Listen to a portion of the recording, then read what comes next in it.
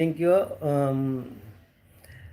এখন এককভাবে যে তার আমরা তো এত ভয় পেতাম যে একাই আপনার আমেরিকা সব সব দেশকে আপনার তছনছ করে দেওয়ার ক্ষমতা রাখে, কিন্তু ইসরায়েল এবং আমেরিকা দুইটা দেশও মিলে ইরানকে আপনার কাবু করতে পারে নাই।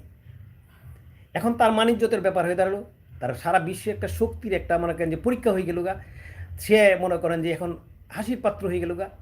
সে এক এক সময় এক এক কথা বলে। ট্রাম্প সারাদিনে 2 4 10 বার মনে হয় শুধু খালি টুইটার এক্স হ্যান্ডেলে আপনার টুইট দেয়, বিভিন্ন ধরনের এক এক সময় এক এক কথা বলে। এখন সবাই ওরে মনে করেন যে তাদের রাজনীতিবিদরাই, আমেরিকার রাজনীতিবিদরাই তাকে আপনার মানসিক পরীক্ষার জন্য বলে যে মেন্টালি সে মানে সিক, তাকে আপনার মানসিক পরীক্ষা করা উচিত। কারণ সে যে ধরনের কথাবার্তা বলে সেটা একটাও ঠিক নেই, কখন কি বলে সেটা কেউ বুঝতে পারে না। তো এখন সবচেয়ে বড় সমস্যা কি জানে, বললো কি জানে, সে তার যে বন্ধু যাদেরকে সহযোগিতা সে সবসময়